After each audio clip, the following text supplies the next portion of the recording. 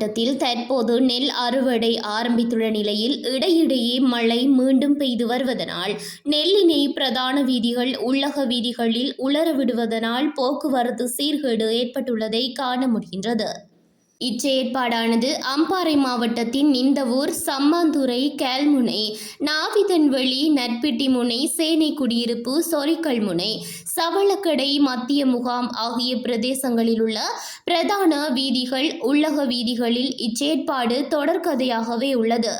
அம்பாறை மாவட்டத்தில் மேற்கொள்ளப்பட்ட நெற்செய்கையின் அறுவடை தற்போது மும்முரமாக நடைபெற்று வருகின்ற நிலையில் அறுவடை செய்யப்பட்ட நெல்லினை சந்தைப்படுத்துவதற்காக விவசாயிகள் தமது ஈர்ப்பதமான நெற்களை உலரவிடுவதற்காக இச்சட்டவிரோத செயற்பாட்டில் ஈடுபடுகின்றனர். குறித்த நிலைமை போதியளவு நெல் உலரவிடும் தளமின்மையால் வீதியில் தாம் இவ்வாறு உலரவிடுவதாக விவசாயிகள் தெரிவிக்கின்றனர். இவ்வாறு வீதிகளில் மூட்டை மூட்டைகளாக வீதிகளில் நெற்களை குவித்து உலரவிடுவதனால் வீதியில் விபத்து சம்பவங்களும் இடம்பெற்றுள்ளன.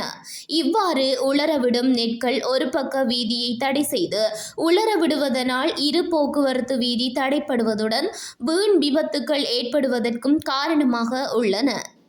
தனிப்பட்ட சுய லாபத்திற்கான இவ்வாறான வீதிகளை பயன்படுத்துவது தண்டனைக்குரிய குற்றமாகும் என பாதிக்கப்பட்டவர்கள் விமர்சனம் தெரிவிக்கின்றனர். எனவே இவ்வாறான சட்டவிரோதமாக வீதிகளில் நெற்களை உலரவிடுபவர்களுக்கு எதிராக பொறுப்பு வாய்ந்த அதிகாரிகள் நடவடிக்கை எடுக்க வேண்டும் என கோரிக்கை விடுக்கப்படுகின்றது.